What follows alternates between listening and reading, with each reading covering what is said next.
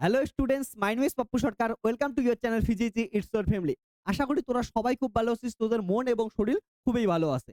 তাহলে আজকে আমার একটা নতুন ভিডিও দিতেছি, যেখানে তোদের খুব ইম্পর্টেন্ট একটা ভিডিও আসতে যাচ্ছে। যেই ভিডিওটা তোদের যারা এখন ক্লাস 10 এর এক্সামিনেশন দিয়া ক্লাস 10 এ পাস করলি এবং ক্লাস 11 এ অ্যাডমিশন নিতি, তোদের জন্য কিন্তু খুবই একটা ইম্পর্টেন্ট ভিডিও হতে যাচ্ছে। এই ভিডিওটা লাস্ট অব্দি দেখবি, তাহলে তোদের ক্লাস 11 এর সেমিস্টার 1 এ অ্যাডমিশন সংক্রান্ত সমস্ত কিছু তোদের ইনফরমেশন থাকবে ভিডিওটার মধ্যে। এই ভিডিওতে আজকে আমরা ডিসকাস করব তোরা ক্লাস 10 এর পর ক্লাস 11 এ কেমন করে অ্যাডমিশন নিতে পারিস। যারা খুব ভালো রেজাল্ট করছিস তারা কিভাবে অ্যাডমিশন নিবি, যারা রেজাল্ট খুব খারাপ করছিস তারা কেমন করে অ্যাডমিশন নিবি, সায়েন্স, আর্টস, কমার্স কে কোথায় কোন স্ট্রিমে অ্যাডমিশন নেওয়া উচিত, তোরা কম নাম্বার পাও সায়েন্সে অ্যাডমিশন নিতে পারিস কি পারিস না, সায়েন্সে অ্যাডমিশন নেওয়ার জন্য মিনিমাম কত নাম্বার লাগবে, কেমন করে স্কুল চুজ করবি, কোন স্ট্রিম চুজ করবি, সমস্ত কিছু এই ভিডিওতে আজকে আমরা ডিসকাস করব। কতটা কম নাম্বার পেলে তোরা স্কুল নাও পেতে পারিস। তো এই সমস্ত কিছু আমরা এক করে ডিসকাস করব। তাছাড়াও তোরা যখনই বিভিন্ন স্ট্রিমে অ্যাডমিশন নিবি, সেইখানে সাবজেক্ট কম্বিনেশন গুলো কি হবে এগুলো নিয়ে আমরা কি করব আজকের এই ভিডিওটাই ডিসকাস করব। তার জন্য অবশ্যই ভিডিওটা লাস্ট অব্দি দেখবি। ভিডিওটা লাস্ট অব্দি দেখলে তোদের সমস্ত কোশ্চেনের অ্যান্সার এখানে পাওয়া যাবে। সো আমরা স্টার্ট করতে যাচ্ছি ক্লাস 11 এর সেমিস্টার 1 অ্যাডমিশন। তোদের ক্লাস 11-12 এ কিন্তু 4টা সেমিস্টার হয়। 11-12 11 এ 2টা সেমিস্টার এবং 12 এ 2টা সেমিস্টার, টোটাল 4টা সেমিস্টার। এবার আমরা ক্লাস 11 এর ফার্স্ট সেমিস্টারে অ্যাডমিশন নিয়ে ডিসকাস করি। ক্লাস 11 এর ফার্স্ট সেমিস্টারে অ্যাডমিশন নেওয়ার জন্য দেখ তোদের যেটা হচ্ছে, ক্লাস 10 এর রেজাল্ট দিছে। এবার ক্লাস 10 এর রেজাল্টের পর অনেকে কি করবি, এক স্কুল থেকে অন্য স্কুলে যাবি, আবার অনেকে ক্লাস 10 এ যে স্কুলে পড়ছিস ক্লাস 11 এও সেই স্কুলেই অ্যাডমিশন নিবি। এর কারণ হচ্ছে, তোদের যদি দেখিস অনেক স্কুলের ক্ষেত্রেই তোদের ক্লাস 10 অব্দি থাকে, ক্লাস 11-12 থাকে না। তাহলে তাদের সেই সকল স্টুডেন্ট গুলো কি করবে, 11-12 এ অ্যাডমিশন নেওয়ার জন্য ডিফারেন্ট স্কুলে যেতে লাগবে। বা অনেক স্কুলে ক্লাস 10 অব্দি আসে এবং ক্লাস 11-12 ও আসে, কিন্তু 11-12 এ সায়েন্স থাকে না। তোরা কিন্তু সায়েন্স নিতে চাস, বা অনেক স্কুলে কমার্স থাকে না, কমার্স নিতে চাস। তার জন্য স্কুল কিন্তু তোদের কি করতে লাগে, ট্রানজিশন করতে লাগে, এক স্কুল থেকে অন্য স্কুলে যেতে লাগে। বা অনেকে এমন স্টুডেন্ট থাকবি যে যাদের একটা স্কুলে ক্লাস 10 অব্দি পড়াশোনা করছিস এবং ওই স্কুলে সায়েন্স আছে, তারপরেও বিভিন্ন কারণের জন্য তুই কি করতে পারিস, সেই স্কুলটা ট্রানজিশন করে অন্য স্কুলে অ্যাডমিশন নিতে পারিস। তো যার যে কোনো কারণ থাক, অনেকেই কি করবি এক স্কুল থেকে অন্য স্কুলে ট্রানজিশন করবি। আবার অনেক স্টুডেন্টই কি করবি, তোরা যে স্কুলে এখন ক্লাস 10 এ পড়াশোনা করছিস সেই স্কুলেই 11-12 ও পড়াশোনা করবি। ওকে? তো স্কুল ট্রানজিশন এখানে স্মুথলি হবে। বা স্কুল যদি কেউ ট্রানজিশন করতে না চাস, যে স্কুলে পড়াশোনা করছিস সেই স্কুলে থাকতে চাইলে সেই স্কুলেও তোরা থাকতে পারিস। তো স্কুল কারা ট্রানজিশন করবি সেটা তো বললাম। ট্রানজিশন করার জন্য যাদের সায়েন্স নেওয়ার ইচ্ছা কিন্তু তোদের স্কুলে সায়েন্স নেই, তাদের ট্রানজিশন করতে লাগবে। যাদের 11-12 মানে ক্লাস 10 অব্দি স্কুল ছিল, 11-12 নেই, তাদের 11-12 পড়ার জন্য অন্য স্কুলে যেতে লাগবে। বা অনেকের অন্য কারণেও তোরা কি করতে পারিস, একটা স্কুল থেকে অন্য স্কুলে যেতে পারিস। এবার একটা কোশ্চেন আসে যে সায়েন্স নেওয়ার জন্য আমাদের মিনিমাম কত নাম্বার লাগবে, বা আমি ক্লাস 10 এ তোদের রেজাল্ট খুব খারাপ করছি, তাহলে রেজাল্ট খুব খারাপ করার জন্য আমি কেমন করে ক্লাস 11 এ অ্যাডমিশন নিতে পারি পছন্দের স্ট্রিমে। সাপোজ আমার সায়েন্স স্ট্রিম পছন্দ, তাহলে সায়েন্সে আমি কেমন করে অ্যাডমিশন নিতে পারি। তো এগুলো আমি ডিসকাস করতেছি। তার আগে আমি তোদের জানাই যে স্কুলগুলোয় অ্যাডমিশন হয় কিভাবে। দুইটা মেথডের থ্রুতে স্কুলগুলো অ্যাডমিশন হয়। আমি বলতেছি, যারা খুব ভালো রেজাল্ট করছিস তারা ডাইরেক্ট তোরা কি করবি স্পট অ্যাডমিশনের মাধ্যমে অ্যাডমিশন নিতে পারিস। আর যারা একটু রেজাল্ট খারাপ করছিস তারা কি করবি ফর্ম ফিল আপের থ্রুতে, লো স্কোরে যারা আসিস তারা ফর্ম ফিল আপের থ্রুতে বিভিন্ন স্কুলে অ্যাডমিশন নিতে পারিস। তো এখানে স্পট অ্যাডমিশনটা কি জিনিস একবার বুঝে নেই। স্পট অ্যাডমিশনটা সাপোজ কোনো একটা স্কুল আছে, স্কুলটায় বলা আছে যে আমাদের স্কুলে তোরা ডাইরেক্ট অ্যাডমিশন নিতে পাবি, তার জন্য তোর একটা সার্টেন নাম্বার লাগবে। সাপোজ আমি ধরলাম কোনো একটা স্কুল আছে, এক্স একটা স্কুল আছে, সেই স্কুলটাই বলে দিছে যে 550 প্লাস বা 550 অ্যাবভ যে সকল স্টুডেন্ট আছে সকলকে কি ডাইরেক্ট সায়েন্সে অ্যাডমিশন দেবে, ডাইরেক্ট সায়েন্সে অ্যাডমিশন দেবে। সো তোরা কি করবি, ওই স্কুলে যারা 550 এর উপরে আসিস তারা ডাইরেক্ট গিয়ে ওই স্কুলে কি নিয়ে দিবি, সায়েন্সে অ্যাডমিশন নিতে পারিস। এটা স্পট অ্যাডমিশন। আবার ওই স্কুলে সাপোজ তোরা আর্টসে পড়তেছিস, আর্টসে বলছে 370 প্লাস যারা পাবি তারা ডাইরেক্ট কি করতে পাবি, ওটাই আর্টসে অ্যাডমিশন নিতে পাবি। বা এমন করে দিবে যে 400 প্লাস যারা পাবি তারা সবাই কি করতে পাবি, ওই স্কুলে ডাইরেক্ট গিয়ে কমার্সে অ্যাডমিশন নিতে পাবি। তো ওইটা ডিপেন্ড করবে স্কুল টু স্কুল ভেরি। এটা কিন্তু আমি কোনো একটা পারফেক্ট নাম্বার বললাম না, এটা একটা স্কুলের উপর ডিপেন্ড করবে। কোনো একটা স্কুলে এটা অন্যও থাকতে পারে, কোনো স্কুলে 600 প্লাস থাকতে পারে, কোনো স্কুলে 650 প্লাস থাকতে পারে। তো স্কুলটার গ্রেড কেমন, স্কুলটা কত ভালো তার উপর ডিপেন্ড করে। খুব ভালো স্কুল হলে কি হবে, এই নাম্বারটা অনেক বেশি হবে। অর্থাৎ সাপোজ কোনো স্কুল বলতে পারে যে 630 এর উপরে যারা পাইছে তাদের আমরা ডাইরেক্ট অ্যাডমিশন নেব, তাহলে ওটাকে কি বলবো আমরা, স্পট অ্যাডমিশন। ওকে? তাহলে স্কুলের উপর ভেরি করে এই নাম্বারটাই তোরা যাস না। ওকে? তোরা যে শহরে থাকতেছিস, যে গ্রামে থাকতেছিস ওইখানে দেখবি ডিফারেন্ট স্কুলের ক্ষেত্রে ডিফারেন্ট এই নাম্বারটা থাকবে। আবার বললাম খুব ভালো স্কুল হলে ওইখানে এমনও থাকতে পারে কোন স্কুল বলতে পারে আমি ৬৩০ এর উপরে ডাইরেক্ট অ্যাডমিশন নেব। তাহলে ওইটা স্কুলে ৬৩০ এর উপরে যারা পাইছিস তারা গিয়ে ডাইরেক্ট অ্যাডমিশন নিবি, স্পট অ্যাডমিশন। ওকে? তারপরে তার নিচে যারা পাইছিস তারা কি করবি হচ্ছে ফর্ম তুলবি। ওকে? তাহলে এই স্কুলটা যেমন বলতেছিলাম তাহলে ৫৫০ পাইলে কি করবি তোরা হচ্ছে ডাইরেক্ট অ্যাডমিশন নিলি। তাহলে তোর তো সায়েন্স পড়ার ইচ্ছা। তোর আছে সাপোজ হচ্ছে ৫০০ নাম্বার। তাহলে ৫০০ নাম্বার যদি থাকে বা ৫৩০ যদি থাকে অর্থাৎ ৫৫০ এর যদি নিচে থাকে তুই কি করবি? তুই কি করবি? ফর্ম তুলবি। ওই স্কুলটার ফর্ম তুলবি। ফর্ম তুলে কি করবি? ফর্মটা ফিল আপ করবি। ফিল আপ করে ওই স্কুলে যে ডেটটা দেওয়া থাকবে ওই উইথিন ডেটের মধ্যে ফর্মটা জমা দিয়ে আসতে লাগবে। তারপর ফর্ম জমা তোদের একবার হয়ে যায়। ফর্ম জমার পর একটা ডেট দিবে। সেইখানে হচ্ছে তোদের র‍্যাংক লিস্ট দিবে যে তোদের যে নাম্বার আছে ক্লাস 10 এর সেই নাম্বার অনুযায়ী র‍্যাংক লিস্ট দিবে এবং র‍্যাংক লিস্ট ক্যাটেগরি ওয়াইজ সবকিছু র‍্যাংক লিস্ট দিবে। তারপরে যতগুলো সিট থাকে সেই হিসেবে তোরা কি হচ্ছে র‍্যাংক দেখে অ্যাডমিশন নিতে পাবি। ওকে? সো এইজন্য কি হচ্ছে যাদের হাই স্কোর আছে তারা কি করবি ডাইরেক্ট গিয়ে তোরা হচ্ছে স্পট অ্যাডমিশন যে স্কুলে চলতেছে ওই স্কুলে গিয়ে কি করবি তোর নাম্বার অনুযায়ী স্পট অ্যাডমিশন নিয়ে নিবি। আর যাদের লো নাম্বার আছে তারা কি হচ্ছে ফর্ম ফিল আপ কর। ফর্ম ফিল আপ করে যাদের কম নাম্বার আছে তাদের কি সাজেস্ট করবো হচ্ছে অনেকগুলো স্কুলে হচ্ছে ফর্ম ফিল আপ করবি। তাহলে কি হচ্ছে যে কোনো একটা স্কুল তোরা পাওয়া যাবে। ওকে? একটা না হয় একটা স্কুলে র‍্যাংক তোর চলে আসবে এবং অ্যাডমিশন নিতে পারবি। এবার একটা কোশ্চেন আসে, তাহলে আমাদের গেল। এবার অনেকের কোশ্চেন আসে যে কারা সায়েন্সে অ্যাডমিশন নিতে পাবে। দেখ সায়েন্সে অ্যাডমিশন নেওয়ার জন্য কোনো নিয়ম নাই। সায়েন্সে যারাই তোরা হচ্ছে পড়াশোনা করছিস, ক্লাস 10 এ পাস করছিস, তারাই তোরা সায়েন্স নিয়ে পড়াশোনা করতে পারিস। ওকে? আর অনেকের মাথায় কোশ্চেন থাকে যে সায়েন্স নিয়ে পড়াশোনা করলে কি হয়? দেখ সায়েন্স নিয়ে পড়াশোনা করলে তোদের ক্যারিয়ার গ্রোথ অনেক তাড়াতাড়ি হবে এবং অন্য স্ট্রিমেও হবে বা সায়েন্সে ক্যারিয়ার গ্রোথ তোদের অনেকটা ইজি হয়। কারণ সায়েন্স নিয়ে পড়ার পর পরবর্তীতে ডাক্তার, ইঞ্জিনিয়ার, নার্স থেকে শুরু করে এই ধরনের প্রফেশনাল কাজগুলা প্রচুর আসে। সেগুলাতে তোদের ক্ষেত্রে এগুলা থ্রুতে তাড়াতাড়ি তোদের ক্যারিয়ার গ্রোথটা দেখতে পারিস। ওকে? সো সায়েন্স নিতে পারিস। এবার সায়েন্স নেওয়ার জন্য মিনিমাম নাম্বার কত লাগে? এটা হচ্ছে ইম্পোর্টেন্ট কোশ্চেন যে সায়েন্স নেওয়ার জন্য মিনিমাম নাম্বার কত লাগে? দেখ আমাদের ওয়েস্ট বেঙ্গলে আমাদের যে বোর্ড আছে এই বোর্ডে কোনো নিয়ম নাই যে এর থেকে কম পেলে সায়েন্স নেওয়া যাবে না। এমন কোনো নিয়ম নাই।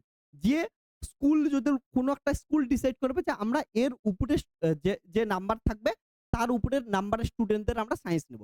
তার জন্য আমি বলি যে 300 এর উপরে থাকলে সবাই তোরা সায়েন্স নিতে পারবি। ওকে?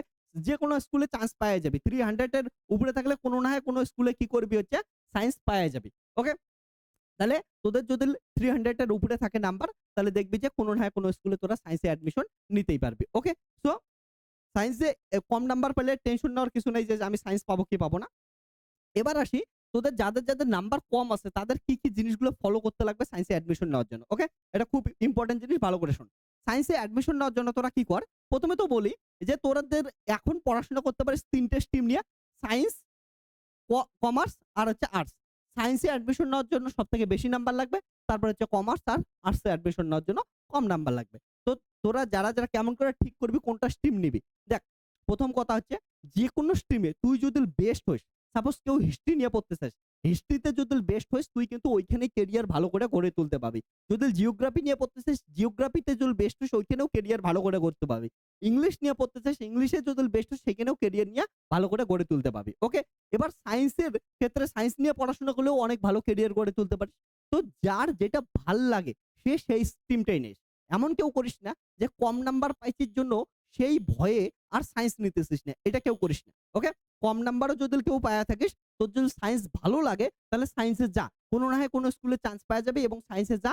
11-12 এর ২ বছর ভালো করে পড়বি। তারপরে দেখবি সায়েন্স নিয়ে তোর জীবনে অনেক কিছু করে আসতে পারবি। আবার অনেক স্টুডেন্ট থাকবি যে তোদের ক্লাস 10 এ ভালো রেজাল্ট হইছে জন্য সায়েন্স নিবি। এমন করিস না। তোর যদি সায়েন্স ভালো না লাগে তাহলে ভালো রেজাল্ট হলেই সায়েন্স নিতে লাগবে না। তুই যদি আর্টস ভালো লাগে তাহলে আর্টসেই নে বা কমার্স ভালো লাগে তাহলে কমার্সেই নে। সায়েন্স সবাইকে পড়তে লাগবে এমন না। যদি সায়েন্স ভালো লাগে তাহলেই সায়েন্স নে, সায়েন্স ভালো না লাগলে নিতে লাগবে না। তুই আর্টস নিয়ে পড়েও অনেক কিছু করতে পারবি। আরেকটা জিনিস বলি, তোদের ক্লাস 10 এর সায়েন্স এবং 11-12 এর সায়েন্স কিন্তু অনেকটাই আলাদা। 11-12 এর সায়েন্সের বই অনেক বড় বই আছে। সেগুলো কিন্তু পড়াশোনা করতে লাগবে। বাট কঠিন বলতেছি না। সহজ জিনিস, কিন্তু যদি ইচ্ছা না থাকে তাহলে সায়েন্স নেওয়ার দরকার নেই। যদি ইচ্ছা থাকে তাহলে সায়েন্স নে। ওকে? তার মানে কথা বুঝছিস? যদি ইচ্ছা না থাকে বেশি নাম্বার পায়াও সায়েন্স নিবি না। আর যদি ইচ্ছা থাকে কম নাম্বার পায়াও সায়েন্স নিস। অন্যগুলা অনুযায়ী সেম কথা। যদি তোর আর্টসে পড়তে ইচ্ছা করে তাহলে আর্টসেই পড়। যদি সায়েন্সে পড়তে ইচ্ছা করে সায়েন্সেই পড়। তো যেটা ভাল লাগে ওইটা নিয়ে তোরা পড়াশোনা কর। কারণ ওটা সারা জীবন ওই জিনিসটাই পড়াশোনা করতে লাগবে। কারো চাপে নিস না। ওকে? যার আর্টস নিবে আর্টসেও অনেক দূর অব্দি যাওয়া যায়। ওকে? যার যেটা ভাল লাগবে সেটা অনুযায়ী কর। ওকে? এটা হচ্ছে ১ নাম্বার কথা ছিল। এবার আমি কি বললাম, যারা সায়েন্স ভালো রেজাল্ট করছিস তারা তো সায়েন্সে কি করবি ডাইরেক্ট অ্যাডমিশনই পাওয়া যাবে, স্পট অ্যাডমিশনেই পাওয়া যাবে। ওকে? আমি তোদের এক্সাম্পলও দিচ্ছি কোন স্কুলে কি চলতেছে। ওকে? তার আগে বলতেছি যে তোদের যদি হচ্ছে সায়েন্সে কম নাম্বার তোদের কি আছে হচ্ছে ওভারঅল নাম্বার কম পাইছিস কিন্তু সায়েন্সে অ্যাডমিশন হতে চাস, তার জন্য কি করবি? যদি ওভারঅল নাম্বার কম আসে সায়েন্সে অ্যাডমিশন হতে চাস, তাহলে তুই কি কর, অনেকগুলো স্কুলে ফর্ম তোল। অনেকগুলো স্কুলে ফর্ম তোল।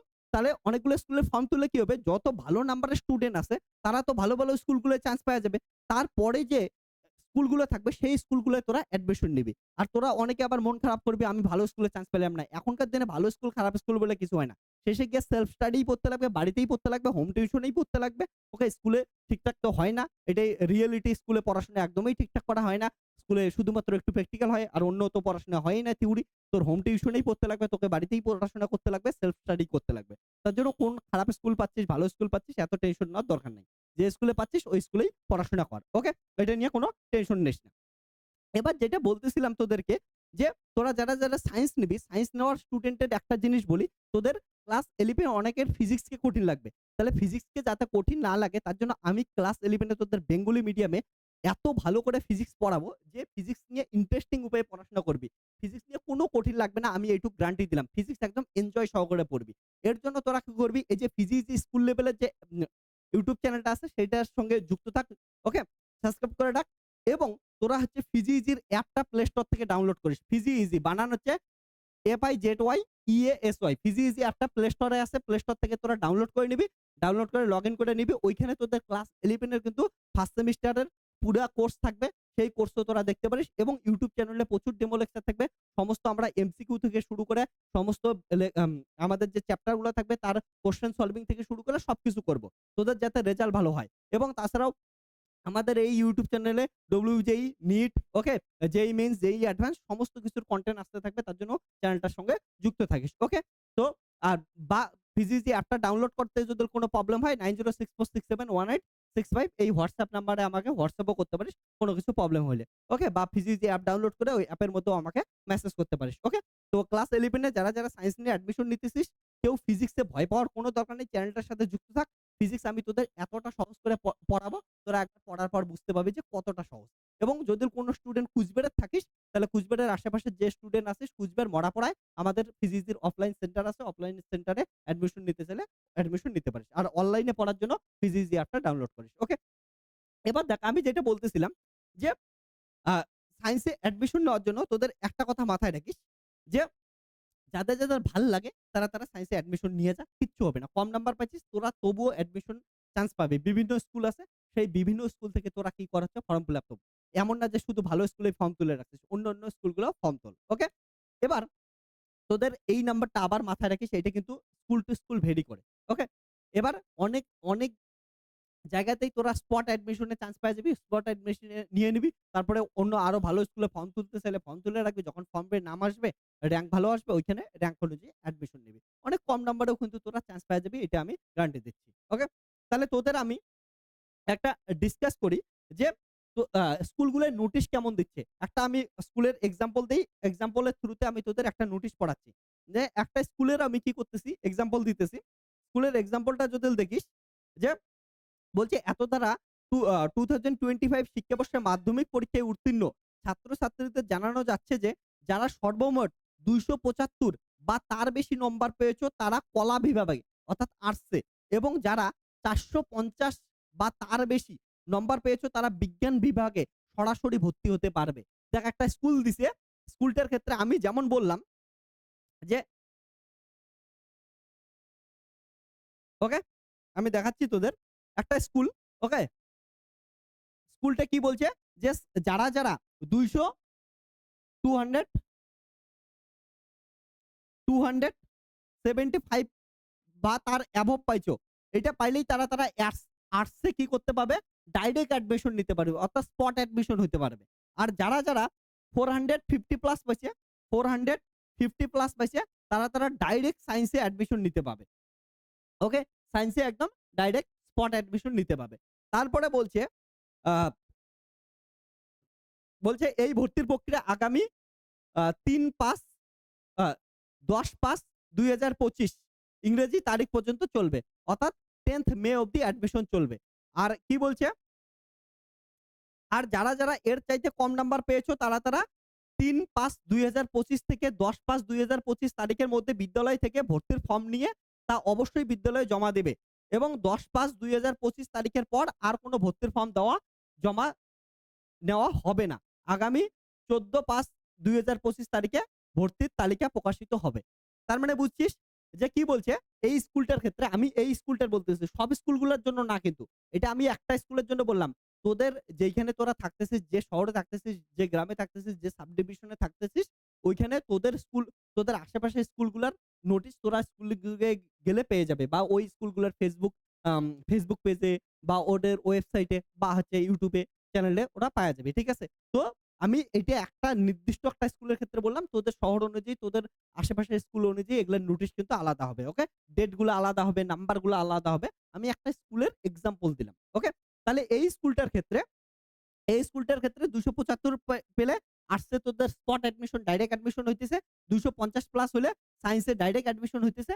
আর এর থেকে যদি কম নাম্বার পাস তাহলে তোদের কি করতে লাগবে? যেমন বলছে স্কুলটার ক্ষেত্রে ৩ তারিখ থেকে ১০ তারিখের মধ্যে ফর্ম তুলতে লাগবে। ফর্ম তুলে ফর্ম ফিল আপ করে ওই স্কুলে আবার ১০ তারিখের মধ্যে জমা দিতে লাগবে।